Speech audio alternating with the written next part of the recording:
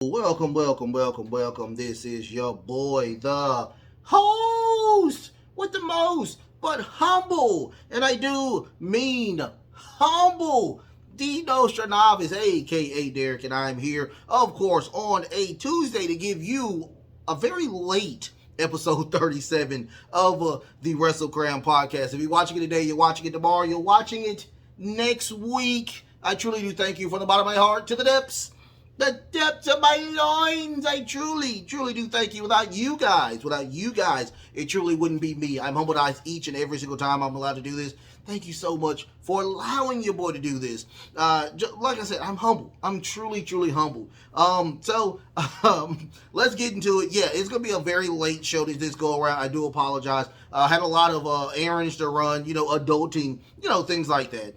But I had to take care of that first, and then I came back to the house to take care of my humble people here at a WrestleCram.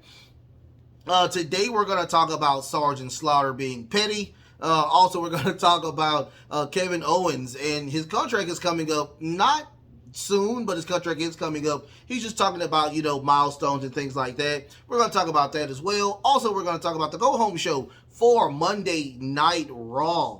Once again, don't forget to like, share, and subscribe, you guys. Like, share, and subscribe, okay? Don't forget to go hang out with me on the TikToks as well at DNostradamus. Also, Twitter or X. You go check me out over there at The Real Derek 86, The Real Derek G 86. Check me out over there. And also, I'm on the Facebooks as well. I have my own group page at WrestleCram Super Club. WrestleCram Super Club. Go over there and check me out over there as well. It's absolutely free. I'm posting on there on a regular religious basis over there as well. One more thing. A lot of people talking about this right here. What is this? What is this? So my mom goes to the Goodwill a lot. And she called me up, she was like, "Hey, come to the house. Let me give you something." I was like, "Okay, cool." So this is what she got me.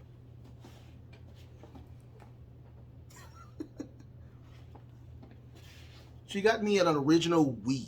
So I was like, "Thank you so much for that. I really don't need it, but thank you." So I'm gonna, put it somewhere over here, somewhere, and as a decoration, because I don't really need it. I have a Switch. So I have everything on the Wii on the Switch. So I'll have it put somewhere in this area so you can watch, you can look at it. All the parts are to it. No video games, of course. Though it's good, I wouldn't have played them anyway because I have my Nintendo Switch, so I wouldn't play it. But anyway, don't forget to like, share, and subscribe. Like, share, and subscribe. Let's get into it. This is from Sergeant Slaughter. He's filing a trademark for the ring name and the Cobra Clutch. This is from Coataholic.com. Don't forget to go check out Coataholic.com. Check out their website their website. Just said their website. Don't forget to go check out their Facebook group page and also their YouTube channel. Great top 10s over there with Coataholic. After WWE repackaged Lacey Evans, Sergeant Slaughter sounded off, noting how he was displeased with Lacey Evans' new look and the use of the camel clutch as her finisher, and now is not sending homage to the former WWE champion. Now it looks like Sergeant Slaughter has taken steps to protect the intellectual property, having filed trademarks for the in-ring name Sergeant Slaughter and Team Cobra Clutch, and one of the respected, of course, the face completion with the hat, sunglasses, and mustache. How petty can you freaking be? I promise you. How petty can you be? Lacey Evans truly, to me, has just had starts and then stops, starts and then stops, starts and then stops. And with this gimmick, I thought it was lame. I thought it was another, cash grab to get because, she's a former Marine, but when I heard that Sergeant Slaughter's daughter was upset because of her using, I don't even remember her saying Sergeant Slaughter. I don't remember her saying anything that consists of a Sergeant Slaughter thing. You wearing a Sergeant Slaughter or trying to act and be Sergeant Slaughter automatically pays homage to Sergeant Slaughter regardless of the situation. I don't hear anybody else that is a old wrestler upset behind what's going on with their name and their likeness. I just don't. LA Knight is killing it right now, and he's fused with two different wrestlers, which is The Rock and Stone Cold. I mean, come on, this is getting old. I mean, you know what? Just repackage her again. Hopefully, she comes back as the Southern Belle. I love that gimmick. She was really good as the Southern Belle, but this is just getting to a point where I was like, are you serious, Sergeant Slaughter? Are you that petty? Are you that vain that you don't want anybody else to be Sergeant Slaughter but you? Come on. And this is usually a positive channel. I usually do positive stuff. But goodness gracious, like, what is your problem with Lacey Evans out of everybody in the book trying to be a new person? I guarantee she wasn't the one who brought this up, but come on. This is crazy. This is truly crazy. Lacey Evans, we love you to death. Sergeant Slaughter, like, and your daughter, y'all need to fix some priorities, because if you think that you're upset over this, I mean, come on. Other than that, let's get on to another one. I might not even pin that because I just wanted to read that because I did a news segment on her going back and forth with the daughter of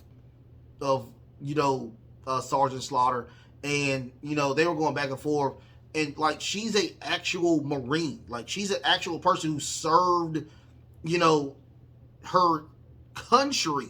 So if it's anything that I can think of with Lacey Evans, I think that, hey, she served her country, she's doing something that's fun and is not hurting anybody, as just paying, and she's paying homage to you by the gimmick itself. She's paying homage. So, I mean, like, what more do you want from Lacey Evans than to just do this and be an actual Marine? Because you're not even a real Marine. So what are you, like, trademarking? Like, what is the... All right. So let's get on to let's get on to Kevin Owens. Kevin Owens, this is from WrestleZone.com. WrestleZone.com. Don't forget to go check them out over there. They have a Facebook group page. They're also on YouTube as well, and I love their website. Don't forget to go check them out at WrestleZone.com. Kevin Owens provides an update on his WWE contract and his thought process surrounding it. Owens previously signed a multi-year deal with the WWE in 2021, and the 3-year contract is set to expire in 2024. Speaking with Jane Murphy of the Toronto Star, Owens was asked to describe what's left for him.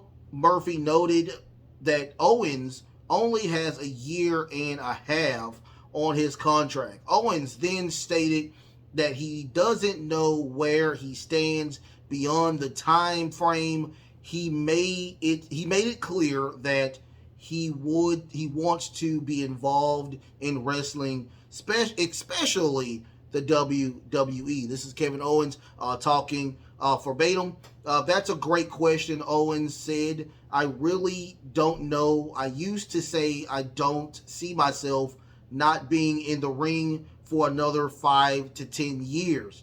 And if I said it now, I'd be lying, because over the few months, I have to admit, I don't know if that's true anymore. He continues saying that I look at things and I don't know where I stand going beyond the next year and a half. And I know I want to be involved in wrestling, and I know I want to be involved in the WWE, and I know I have a place here. I just don't know where it is exactly. Maybe it's still in the ring, baby. It's maybe it's not. I said baby. I wrote that. I don't know why I did that. It's not. It's it's not to. I don't know. He also continues saying, in the same interview, Kevin Owens offers some insight in the mindset of mindset.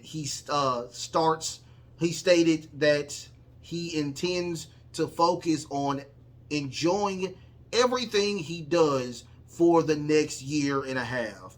The veteran noted that he now worried about winning. He's not worried about winning the title or main eventing WrestleMania. Instead, he wants to have fun and make special moments for the fans. Then he starts to talk again. I think for the next year and a half, my focus is just on enjoying everything I do as much as possible. He says that he's not really worried about winning a title or main eventing WrestleMania anymore for that stuff anymore, which are the dreams that everybody has, because I've been so blessed and I've gotten to do all of that. So I just want to have fun, and I want to give people fun times to remember me by. He also continues and says, whether this is the end of my wrestling, I don't know. And I don't want to sound dramatic. I don't want to say this is my retirement speech or anything, because I might still be wrestling for 10 years. I have no idea. My thought process right now is just trying to enjoy the next year and a half as much as I possibly can, because I don't know what's on the other side. That's really all I worry about. And also, it says Kevin Owens is half of the undisputed WWE Tag Team Champions, and reportedly dealing with a ligament injury. I'll say this about Kevin Owens. Kevin Owens has already made me one of the happiest people in the world. Kevin Owens, his title runs, both in NXT and the main roster, have been one of the greatest things I've seen. We've also seen the Chris Jericho resurgent with Kevin Owens when he was the Universal Champion. I also enjoyed him when he was the American when he was the United States Champion. This brand where he was the conspiracy theory person, and he was trying to figure out if Elias was Ezekiel or Ezekiel was Elias. That I like that situation. I also love what he's doing right now as a tweener, being completely upset all the time. I mean, Kevin Owens has repackaged himself over and over again, and every single time he has done that, he has done great work. I don't see them not re-signing Kevin Owens to another 3 to 4 year deal. He is really, really good. I enjoy the tag champions. They are doing a great job. I mean, I don't see this as him, like I said, he's saying it's not a dramatic retirement speech. I don't see it as a retirement speech either. I think he still has a lot of time to just prove that what he's doing is great, and he's doing a great job doing it. Much love over there to Kevin Owens. I guarantee the WWE is going to re-sign him. If they don't, the AEW is right around the corner with a lot of his friends. So we'll see what happens, but much love to Kevin Owens. On from that, let's get on to the WWE Monday Night Raw, which was okay. The go-home show was okay. I didn't say it was bad. It was just usually the go-home show gives us a lot of vignettes, a lot of video packages. I would have liked to see more contract signings on this episode, probably face-to-faces of this episode, but we didn't get a lot of that. We didn't even get Shayna Baszler and Ronda Rousey. I'm guessing they were not in Houston this go around. If you don't know, they were in Houston, Texas go around. Right. I mean, it was 4 hours away from me. I could have went and saw that. But I guarantee those tickets are crazy. But anyway, we start the show off. With Logan Paul. He's opening up the show and he says, "Welcome to Monday Night Raw." I hate when they do they introduce the show. That doesn't make any sense to me. But I digress. So he's saying that he doesn't like, of course, the brain dead people in Houston. Boo. You know how we do it. The heels do it. He also says that he is upset with Ricochet, what happened to him last week. He says that was he attempted to introduce Ricochet to the audience, who has nothing but horrible things to talk about, of course, with Houston again. Boo, boo, boo, boo. I mean, come on, really? I mean, this heel tactic is just kills me when they talk about Houston. We're going to get more of this as well on the show later on. He says that Ricochet is not... he wanted to do a show with Ricochet, but, apparently that didn't come to fruition. He wanted to... he thinks that the attack was abuse. He started to fake cry. He said that he just did not like what Ricochet did. He said it was not fun. He thought he was victimized by this situation. Out comes Ricochet, and he gets a huge pop. Unfortunately, his mic skills are still not the best for me, but it is what it is. He asks Logan Paul, he says, "What's going on?" He also says that last week, the live stream, actually, I think it did go viral, but he said that, beautiful thing that what he did. I think I put it on my Twitter page as well, because it was on Twitter all day. But he also says that he spends... well, he says this. He says, in layman terms, because I'm not going to read all this. It is a lot. I mean, they did a lot of stuff.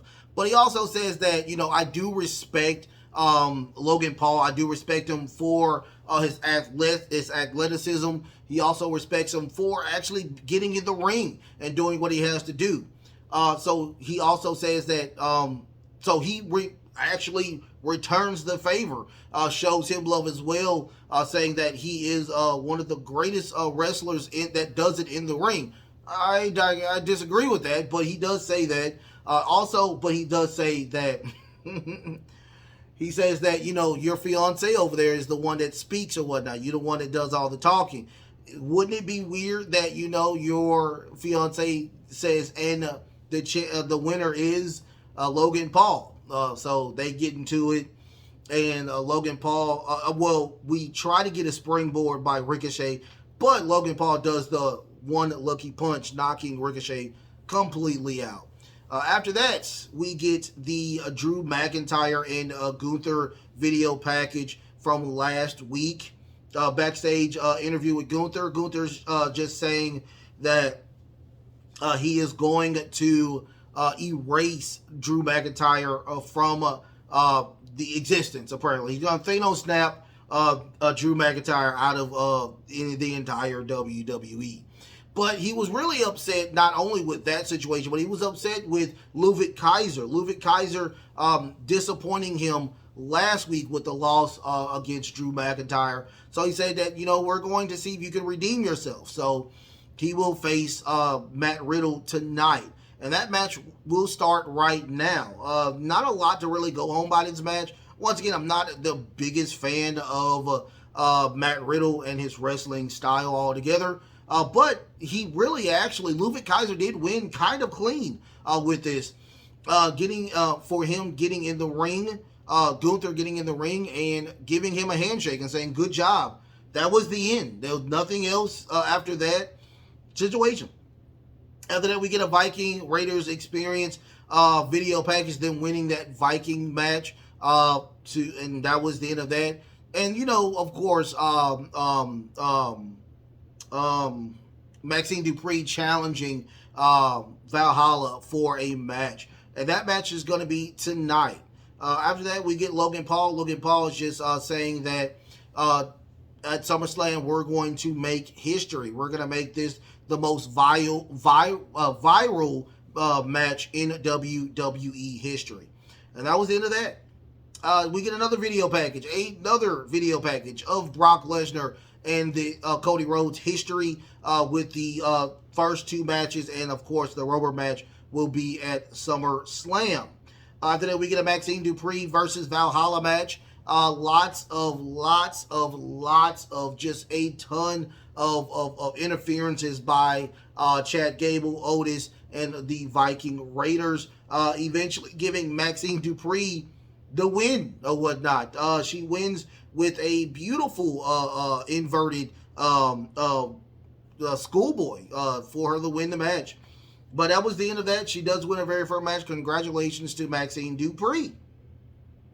After that, we get Judgment Day. We get a Judgment Day video package, of course, with Dominic Mysterio beating not only beating an opponent on SmackDown, beating an opponent on Raw, and also going back to the Great American Bash and winning as well in a triple threat.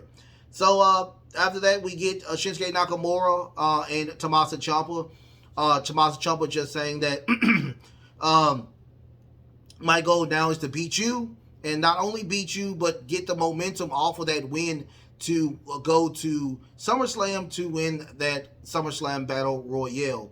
Shinsuke Nakamura just pretty much said the exact same thing. I'm here to beat you, to get the momentum to win the Battle Royale. That was pretty much the end of that.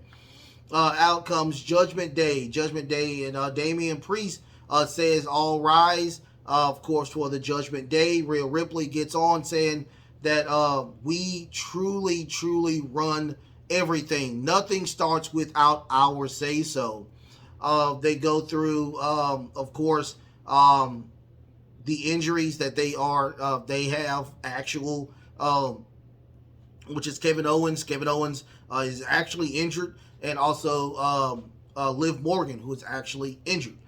So he was just running through the people that they have injured. Also, Damian Priest says nobody, not even the Bloodline can stop the Judgment Day. Dirty Dom tries to get on the mic. They boo him ungodly, and like they booed him so much that all he said was, "I'm bringing prestige back to the Mysterio name." Finn Balor says he tells that Seth Rollins acts insane, but he's not really insane. His definition of insane is wearing these wacky suits and just dancing around or whatnot. He said being insane is where 7 years, and I've been trying to recuperate, come back to the WWE, and just think about destroying you after you injured me and put me on the shelf for 1 year. He was truly upset. But he's saying all of that is going to come to an end at SummerSlam. I'm going to take that title, not only take that title, but I'm going to put you on the shelf. I'm going to most definitely try to injure you so you will no longer be, you can feel the pain that I actually felt these 7 years that I have to deal with this nonsense. After that, we get Shayna Baszler and Ronda Rousey video package. Them going all the way back from them being children until them being in the UFC. We got that video package. After that, we get a congratulations Maxine Dupree video package or interview in the back where they're just very happy about her winning her very first debut match, and that's where Chad Gable is just saying, yeah, now since you've done that, it gives me the motivation and the momentum to go to SummerSlam to win the Battle Royale. In comes Gunther. Gunther just saying, dude, this is just ridiculous. This is truly ridiculous. Dude, I've not been in a good win record as of right now. If it's okay, I would love to destroy you in 5 minutes. So now they have challenged. He challenged Gable to a 5-minute match, beat the clock match. But he also says that I will leave my people here. I would like you to leave your people in the back as well while we do this. So we get, after that, a Shinsuke Nakamura versus Tommaso Ciampa match. The only thing about this match that I was interested about was the Bronson Reed actually looking in the back, making sure that he's just keeping tabs on everything. Shinsuke Nakamura wins with a handful of tights. Never seen that before from Shinsuke Nakamura, but he does win with a handful of tights. Very, very heelish move by Shinsuke Nakamura. But that was the end of that. I don't think Tommaso Ciampa has won a match since The Miz, since he came back. He came back to face The Miz. Did not see The Miz this go around either. So we'll see what happens with this. After that, we get another video package of the history of Jey Uso and Roman Reigns. After that, we get another video package. This is with Raquel Rodriguez. So we got just back to back whatnot. I forgot to talk about something. So during the Judgment Day situation, Raquel Rodriguez comes out. She destroys Rhea Ripley. But Rhea Ripley does go for that leg, that injured leg, and she goes back and kicks or stomps that leg as well, injuring her yet again. So we get a backstage package where Raquel Rodriguez is trying her hardest to, be strong or whatnot, and make sure that, she can try to heal up. Adam Pearce comes in and says, I promise you, you will get first, as soon as you get away from this injury, you heal up, you will have a shot at Rhea Ripley. After that, we get out comes Brock Lesnar, and he just introduced himself. He says, I am Brock Lesnar, and he just started naming off of the accolades that he has done, from the NCAA to UFC to also the WWE. He's getting what chance, but it looks like Brock Lesnar doesn't want to be there. He looks so just oh, why am I here? Out comes, but he does say, Cody, I need you to come out here. I need you to shake my hand. If you don't shake my hand, I'm going to, we'll just see each other at SummerSlam. But he also says, I'm being paid to kick Cody Rhodes' butt. And Cody Rhodes is paid to get his butt kicked by me. Pretty much that's what's going to happen. So he said that information. But he also told him to come out and shake his hand. Cody Rhodes comes out and does oblige to that. After that, Brock walks and gives him the biggest shoulder tackle in the history of history. He walks away. Cody is truly upset about that situation, and he attacks Brock Lesnar. Brock Lesnar hits him numerous amounts of times with the steel steps, throwing him back in the ring and doing an F5. Then he just gingerly walks away. He gets paid to do the bare minimum, and I freaking love it. This match is going to be one of the best matches at SummerSlam, hopefully. After that, we get the Gunther and Chad Gable match, Beat the Clock Challenge. Actually, Chad Gable does win. He does beat him. Actually, he does a really great job of holding his own weight with Gunther in that very first round. Then Chad Gable does get a win over Gunther. Gunther is truly upset. He grabs a mic and he says that I am dissatisfied with this. I want another 5 minutes. And this go around, Chad Gable still does a great job with holding his weight with Gunther. But Gunther does eventually win with a powerbomb to win the match. After that, he gets on the top of the commentator's desk, saying once again that he will stay champion after SummerSlam. erasing Drew McIntyre from the WWE. After that, we get the Sami Zayn and Seth freaking Rollins backstage, just getting hype and getting ready for this main event between Sami Zayn and Seth freaking Rollins versus Damian Priest and Dirty Dom. After that, we get a backstage interview with Cody Rhodes. He's just saying, Byron Saxton says, your shoulder, hopefully your shoulder isn't gone, or your hands go. He's like, dude, everything has been broken when I was facing this guy. I mean, I'm not going to stop. I'm going to, even if it is broken, I'm going to most definitely show up at SummerSlam. My job is to humiliate him. He said he's going to humiliate him, but he said he's going to get the Beast. He's going to shatter. He's going to shatter everything that name the Beast is going to be there. After that, we get Becky Lynch. Becky Lynch, in-ring promo. She's just saying that, you know, I'm supposed to get this match, and I'm going to do this match. We're going to do this match right now. That is my, I did win against Zoe Starks, so if I won, I would have one more match with Trish Stratus. Trish Stratus says, she comes out, she talks about the Houston Astros, because she's saying that she cheated. So she's like, the Houston Astros cheat too. It's like, oh, boo-hoo. Oh, I was like, I love the Astros. We'll talk about that later. But so she's saying that, no, you will not get the match tonight. You will get the match when I say so. Out comes Adam Pearce. He's like, no, that's technically not how that works. Becky Lynch didn't win, and Becky Lynch challenged you tonight. We will get this match tonight. But before the match even starts, we get Zoe Starks attacking Becky Lynch. And she gets the best of them, really getting the best of them. But eventually, we get Zoe with a chair, and they do leave. So that was the end of that. We did not get the match that we were supposed to get.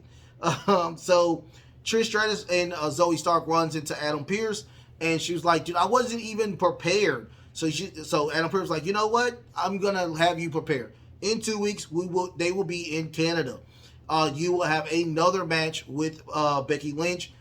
Start preparing. So they will have their match in 2 weeks. After that, we get another video package of Shayna Baszler and Ronda Rousey just talking pretty much about the exact same thing. After that, we get the main event. Dominic Mysterio and Damian Priest versus Seth freaking Rollins and Sami Zayn.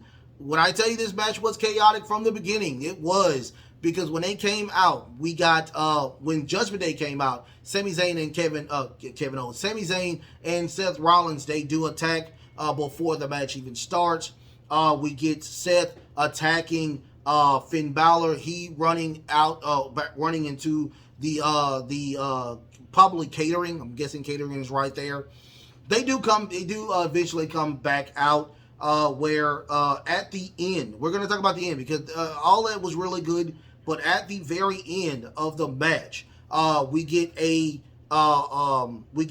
razor's edge by Damian Priest, and he's just thinking, he's like, should I do it?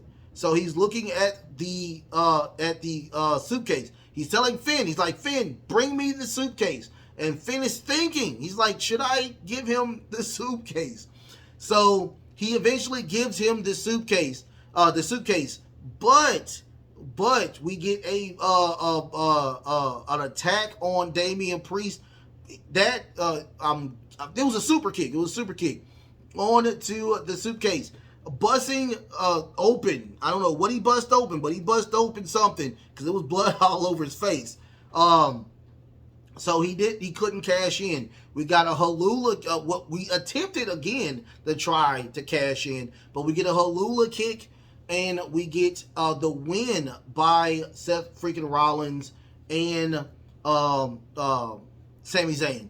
And it's like they are still trying to figure out, like is Damian Priest really going to cash in on SummerSlam? That's going to be a very interesting thing to see what happens with this situation.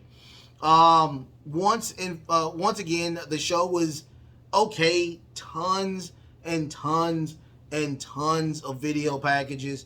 Not a big fan of a go-home show, with the video package type of ordeal. It was just like, you know. So, let's dig a little deeper into it. Oh yeah, I forgot to let everybody know I will be doing my prediction show on Thursday.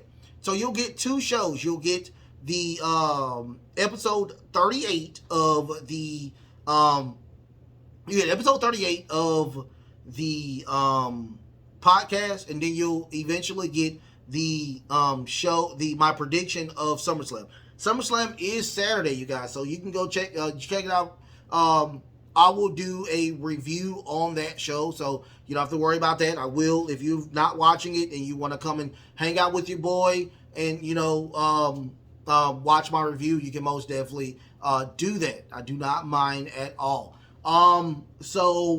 But once again, the show is just a bunch of video packages. Not a lot of people on the show. I would have expected, had some more, contract signings, things like that. But we didn't get a lot of that, unfortunately. But it is what it is. I can't be mad at that situation. But it just looks like it's gonna be pretty fun. Now, the my 2 cents is gonna be a little different this go around. I am gonna talk about my personal because I haven't really talked about it, so we're gonna talk about just be in a hole and just trying to get back to the buffness and whatnot. So I've been working out I did work out for one whole week to try to get back into a trend or some sort. But now I'm working out every other day, and it is doing great things. I have taken a lot of sodas out of my diet altogether. It's just liquid sugar. So I've taken that out a lot. I do have a cheat day, which is now will be on probably Saturdays. I'll do that. I'm eating healthy protein. I'm just doing a lot of things that's gonna help.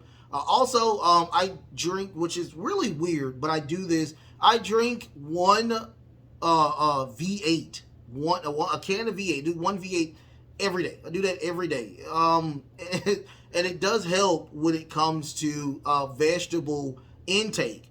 I love them. I've actually grown fond of those things. It's really weird. Also, if you have not if you've not had Prime is really good if you're working out. I mean, I try not to do a lot of water when I'm doing working out because it's kind of heavy. Prime kind of helps that if you're doing a lot of working out. Prime kind of really good. It's a hydrational drink. I think it's really fun, and I think it tastes really good. It does have a weird aftertaste, but I enjoy it really, really good. Also, I'm running 30 minutes before I even work out. I'm working on the stomach. That's the number one thing I'm trying to knock out is the stomach. Trying to get those washboard abs like Ludwig Kaiser.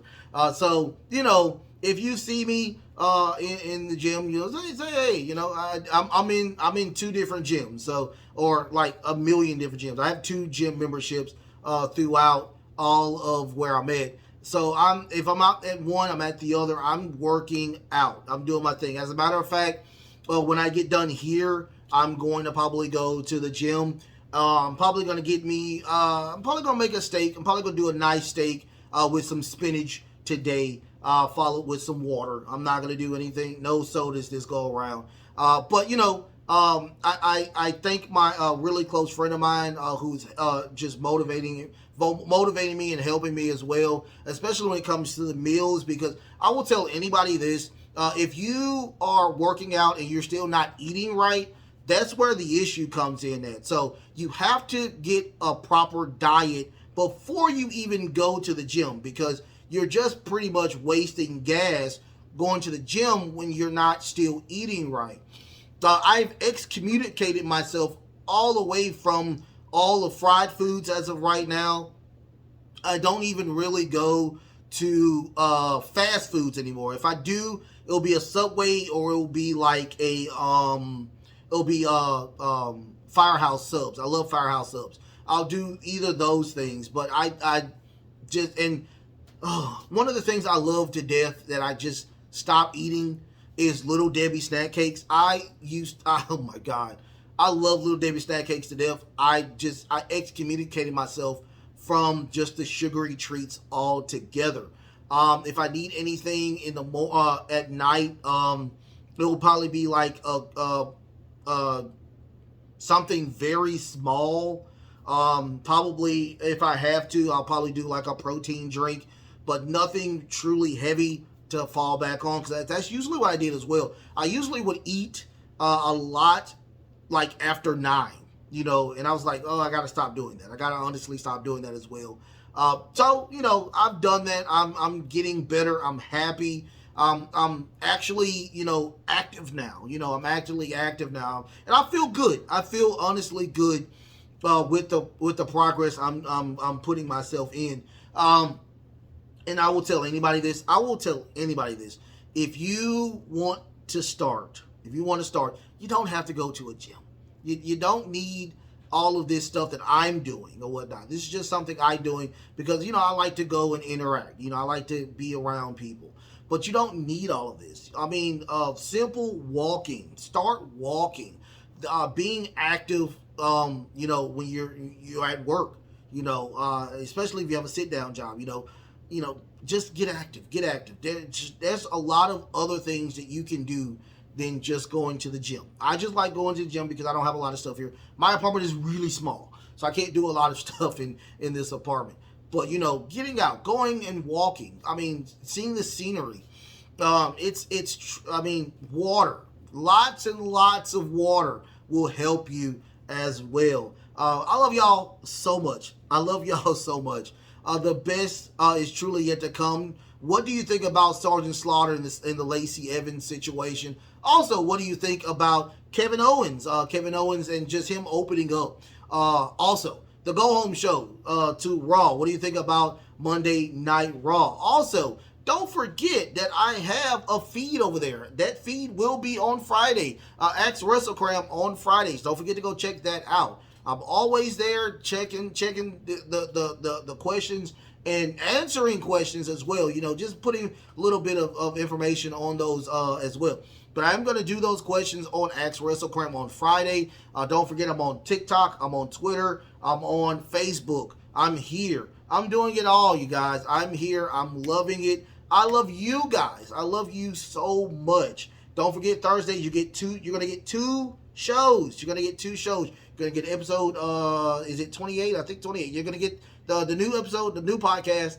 Then you're also going to get my prediction Saturday. Saturday, you may not get a WrestleCram weekend show. You may get that on Sunday, but I may not do that because we may not get a WrestleCram weekend show. You may not. It depends. Because SummerSlam is on Saturday. So you may not. It depends. It truly does. But, I love y'all so much. Until next time, love, peace, and of course, wrestling.